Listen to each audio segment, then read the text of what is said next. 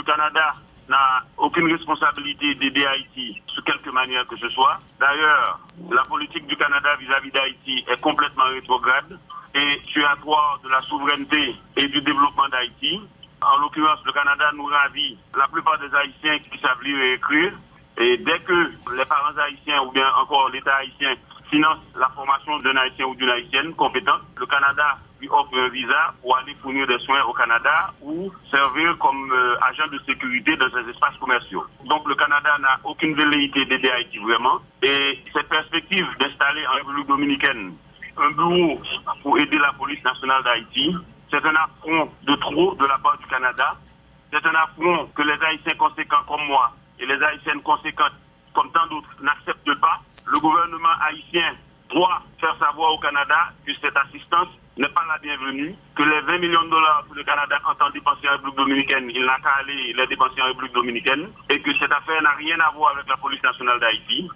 Et je voudrais lancer un appel aux élites haïtiennes, toutes élites confondues, de constituer un fonds de soutien aux forces de sécurité haïtiennes. J'ai lu hier dans la dépêche de Radio-Canada que la police nationale est la seule force de sécurité qui est appelée à rétablir la paix en Haïti. Et je tiens à dire à la reporter canadienne que c'est faux, c'est une information fausse. On n'a pas su apparemment qu'il existe en Haïti des forces armées d'Haïti. Donc je lance un appel aux élites haïtiennes pour qu'elles constituent un fonds de soutien aux forces armées et à la police nationale d'Haïti. Je suis prêt à y contribuer autant que mes propres moyens le permettent. Et c'est extrêmement urgent de préserver ce qui existe du brin de souveraineté de la République d'Haïti. Au fait, c'est un mépris du Canada à l'endroit des Haïtiens d'origine africaine. C'est une manière de nous dire que nous sommes incapables de nous gérer et que le Canada, à travers les Blancs qui dirigent la République dominicaine, est en train de nous mettre sous tutelle.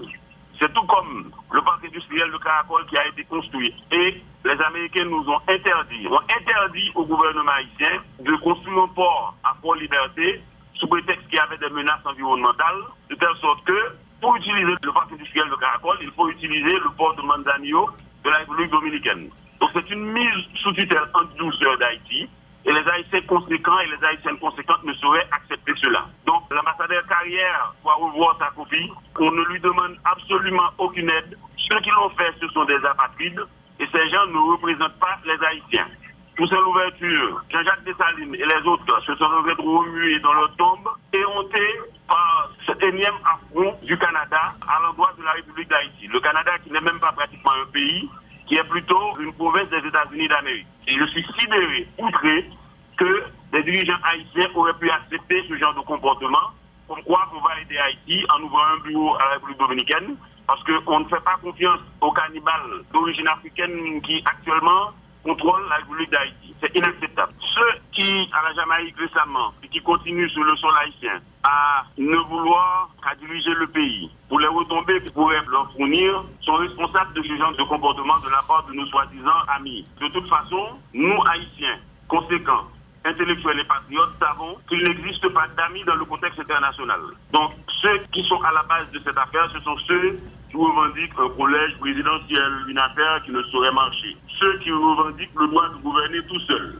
Tous ces gens, tous ces apatrides sont responsables de cette souillure, sont responsables de cette perspective canadienne de mettre sous tutelle la majorité d'origine africaine en Haïti. Et en tant qu'Haïtien d'origine africaine, je suis outré et je demande à mes compatriotes de se ressaisir, de trouver une entente entre les perspectives monocéphales et bicéphales qui, de toute façon, ce n'est pas l'enjeu actuellement dans ce pays. L'enjeu, c'est de reprendre la souveraineté de ce pays d'entre les mains de pays comme le Canada et les États-Unis. Je ne saurais croire que le chancelier Généus aurait accepté ce genre de choses. De toute façon, le ministre des Affaires étrangères travaille sous l'autorité du chef du gouvernement. Je ne voudrais pas prêter à mon ministre des Affaires étrangères, qui est un Haïtien d'origine africaine, cette velléité d'être mis sous tutelle par le Canada. Donc, je sais que de nos jours, les étrangers se sont substitués aux nationaux quand nous avons laissé un vide de gouvernance dans ce pays.